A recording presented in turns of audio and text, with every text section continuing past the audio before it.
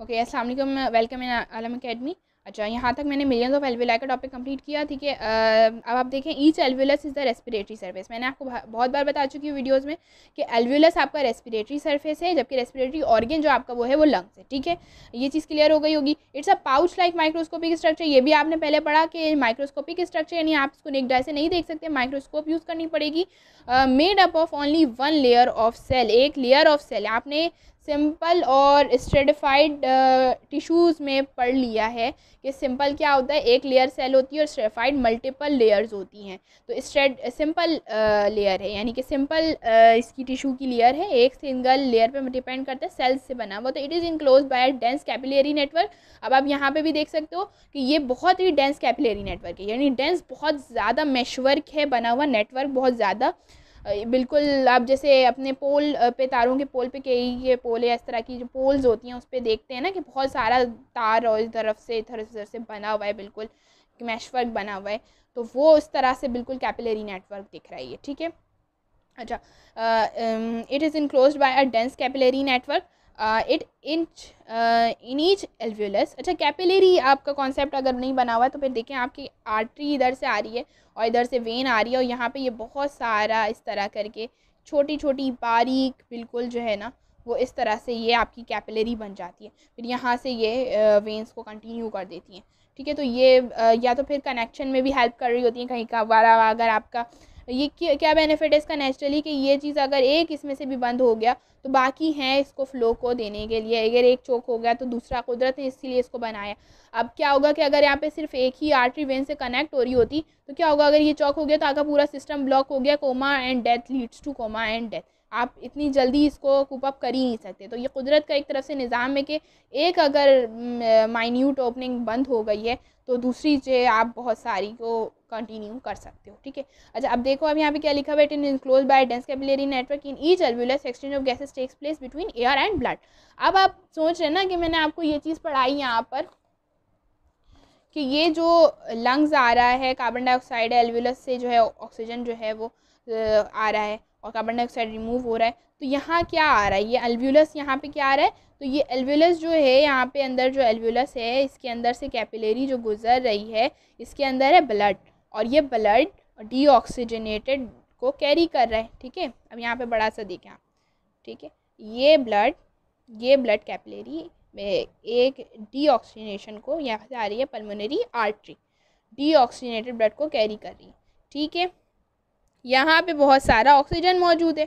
जब ये ऑक्सीजन आ रहा है और ये ऑक्सीजन जो है वो इसके अंदर आ गया, ठीक है, इसके अंदर आ गया। अभी यहाँ पे क्या था, यहाँ पे ये ब्लू से मैंने रिप्रेजेंट किया है आपको और डीऑक्सीजनेटेड ब्लड, ठीक है। अब जब ये इसके अंदर आ गया और ये यहाँ चला गया, ठीक है, कार्बन डाइऑक्साइड यहाँ चला गया, अब ये जो है इसको कंटिन्यू करेगा और यहाँ से ये ब्लड और एयर का एक्सचेंज कंप्लीट हो गया, ये बॉडी में चला गया, सही, ये बॉडी में चला गया, आपकी बॉडी को कवर करेगा, सही। अब ये समझ में आ गया कि एक्सचेंज ऑफ गैसेस किस चीज़ के दरमियान हो रहे हैं, तो एयर एंड ब्लड के दरमियान हो रहे हैं, ठीक। अब the air passageways consist of nostrils, trachea, bronchi and bronchioles. समझ में आई ये चीज़ आपको, आप सांस ले रहे हैं, ये आपके नॉस्ट्रल्स हैं यानी जो नेयर्स आपके ओपनिंग्स हैं नाक में, नोज़ में, वो आपके नेयर्स जो बन गए एक्सटर्नल यानी बाहर की तरफ, फिर इंटरनल आ जाते हैं और फिर ये जाता है नॉस्ट्रल, कंटिन्यू करता है। ये विंड पाइप जो आप कह रहे हैं इसको ट्रैकिया कहते हैं, ठीक है, ये विंड पाइप ट्रैकिया कहलाती है। और फिर ये जो ओपन होता है, बाइफरकेट लफ्ज़ लिखा हुआ है आगे, बाइफरकेट। बाइफरकेट क्या मतलब, यानी दो चीज़ों में डिवाइड हो गई, ठीक, दो चीज़ों में डिवाइड हो गई, बाइफरकेशन का मतलब ये होता है। और दो चीज़ों में डिवाइड होने के बाद फिर वो आगे ब्रोंकाई और ब्रोंक्यूल्स में मज़ीद बाइफरकेशन होगी। अच्छा, यहाँ क्या लिखा हुआ है, air from outside enters into the nasal sacs through the external nostril. बाहर से जो एयर आ रही है वो नेजल सैक्स के ज़रिए से, सैक यानी एक बड़ा सा बैग लाइक ओपनिंग, और थोड़ा सा external through the external nostril के ज़रिए से वो बैग लाइक ओपनिंग में चली जाएगी, ठीक है। This entire passage through which air passes is lined by mucus secreting ciliated cells. Ciliated cells क्या होते हैं, टिश्यू वाले चैप्टर में 9th क्लास में पढ़ चुके हैं आप लोग कि सीलिया बने हुए होते हैं। सीलिया इस तरह से सरफेस पे सीलिया बने हुए होते हैं, ठीक है। ये सीलिया क्या करते हैं, आपके जो आपने ये एयर अपना सांस लिया, अब ये एयर जो आपके नाक में आया है ये साथ साथ डर्ट कैरी करता है, बैक्टीरिया कैरी कर रहा है, ठीक है, ये सब चीज़ इसके अंदर है ना, तो ये इसको क्लीन करता है। जो डर्ट आपके नेयर्स पे आ जाते हैं, ठीक। इसके अलावा यहाँ पे म्यूकस सिक्रीशन भी होती है। यहाँ पे क्या होती है, म्यूकस सिक्रीशन। म्यूकस क्या होता है, एक फ्लूइड यहाँ से सिक्रीट होता है ताकि वो आपके जितने भी डर्ट हैं उसको यहीं पे कैच कर ले, आपकी एयर को मॉइस्चराइज कर दे, और ये पैसेज वे आपकी एयर को मॉइस्चराइज करने के साथ साथ वार्म भी करेगा, गर्म भी करेगा। जो आपकी ठंडी जो आप कोल्ड वेदर में भी अगर सांस ले रहे हैं तो आपकी बॉडी में जो लंग्स में हवा जो है वो जा रही है, आप ब्रेथ इन कर रहे हैं, इनहेल कर रहे हैं, वो वार्म होनी चाहिए, ठीक है ना। तो इस तरह से मॉइस्ट भी हो गया, क्लियर डर्ट भी क्लियर हो गया, और वार्मथ भी मिल गया। तो ये पैसेज वे इस 3 चीज़ों का काम कर रहा है, वार्मथ, ठीक है।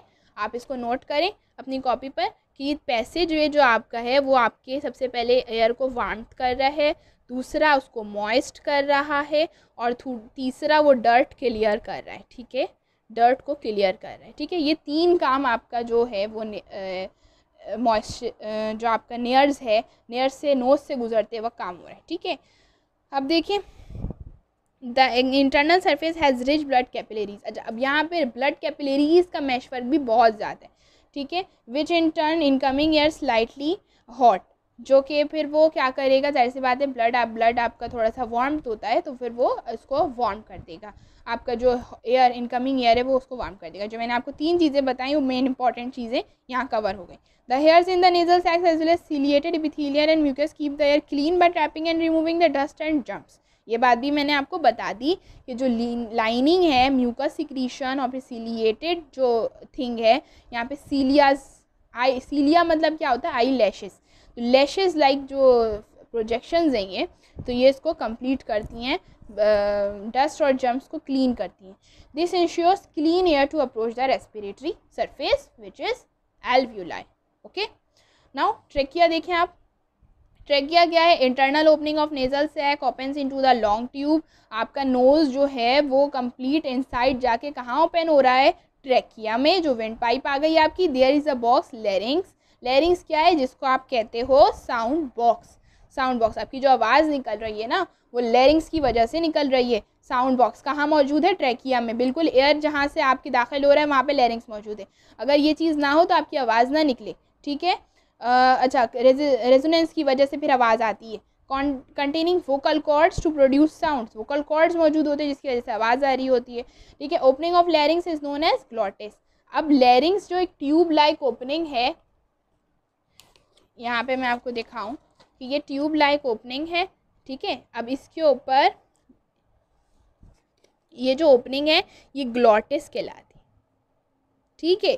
अब ये the opening of larynx is लैरिंग्स है, यहाँ पे ये लैरिंग्स आ गई, ठीक है। और ये ट्यूब लाइक ओपनिंग भी जो है वो ग्लॉटिस कहला रही है, ठीक है। इसके ओपनिंग ग्लॉटिस कहला रही है कि विच लिड प्रेजेंट होता है एपिग्लॉटिस। इसके ऊपर इस तरह से एक लिड प्रेजेंट होता है। तो जो जैसे कि ये एक ट्यूब है, ये ट्यूब के ऊपर इस तरह का एक कैप मौजूद है, कैप। अब ये कैप इसको बंद कर देगा और ये ओपन कर देगा, ठीक है। ये एपिग्लॉटिस कहलाता है। ये क्या कहलाता है, एपिग्लॉटिस, ठीक। जब आप खाना खा रहे होते हैं तो खाना खा रहे हैं या पानी पी रहे हैं तो एपिग्लॉटिस क्या करेगा, ग्लॉटिस को बंद कर देगा। इस तरह फूड जो है आपका कहाँ चला जाएगा, आपकी फूड ट्यूब से गुजरते हुए चला जाएगा और ट्रेकिया में नहीं जाएगा, वरना तो फूड आपका सारा कहाँ चला जाता, लंग्स में चला जाता, ठीक है। तो इस चीज़ को ये प्रिवेंट करता है। ट्रेकिया क्या होता है, सी शेप कार्टिलेजिनस रिंग होती है, ठीक। अभी मैं उसको आपको डायग्राम से क्लियर कर देती हूँ।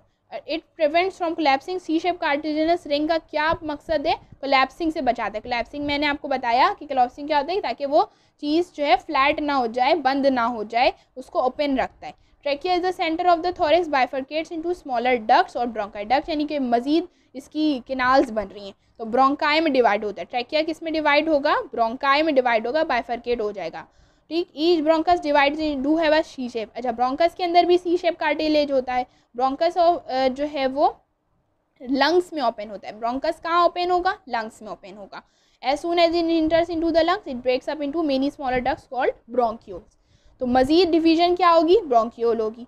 और ब्रोंक्यूल किस में ओपन होगा? थिन ट्यूब है बेसिकली, जो कि ओपन होता है एयर सैक या तो फिर एल्व्यूलाई जिसे आप कहते हैं। तो एल्व्यूलाई का दूसरा नाम क्या हो गया? एयर सैक हो गया।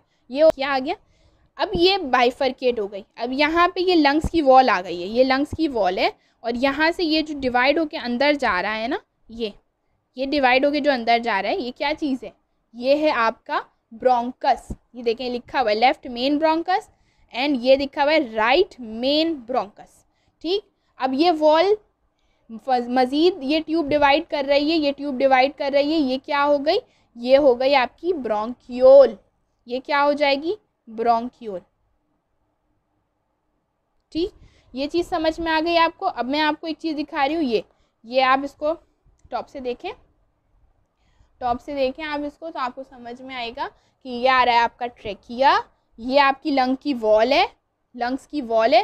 ठीक। और लंग्स की वॉल से ये पहले क्या मौजूद है? डिवाइड होने से पहले ब्रोंकस, और ब्रोंकस मज़ीद डिवाइड होगा किस में? ब्रोंक्यूल में। ठीक। अच्छा, अब यहाँ पे एक चीज़ को नोट करें, जो सी शेप कार्टिलेजिनस रिंग बताई गई है, ये देखें सी शेप कार्टिलेजिनस रिंग, ये अगर ट्यूब है ना, ये आपकी ट्यूब है इस तरह, और ये कार्टिलेजिनस रिंग है, हार्ड होती है लेकिन बोन्स से सॉफ्ट होती है। ठीक है। तो ये कार्टिलेजिनस रिंग प्रिवेंट करती है, बचाती है ट्रेकिया को कोलैप्स होने से, यानी ये जो आपकी ट्यूब है इस तरह से वो बंद ना हो जाए, वो हमेशा ओपन रहे ताकि एयर का पैसेज भी रहे। ठीक है। तो ये चीज़ इसको ओपन रखती है कार्टिलेजिनस रिंग को। इसी तरह ब्रोंक्यूल्स में भी होती है और ब्रोंकस में भी होती है, और देन ब्रोंक्यूल्स किस में डिवाइड हो जाएगा? एल्वियोलाई में, एयर सैक जिसे आप कहते हैं। ठीक है। तो ये चीज़ मैंने आपको कॉन्सेप्ट क्लियर करना था। बाकी ये लंग्स इस तरह का कुछ दिखता है, ये इस तरह से। ठीक है। अब इसके अंदर ये देखें आप, स्टर्नम है, ये लंग्स हैं, और इसके अंदर मज़ीद आर्टरी और वेन का जो है वो आना जाना दिख रहा है आपको। ठीक है। और अपेरेंटली इस तरह रिबकेज के अंदर होता है, ये मैंने आपको बता दिया। ठीक है। और आई होप आप लोगों के सारे कॉन्सेप्ट इस लिहाज से क्लियर हो गए होंगे।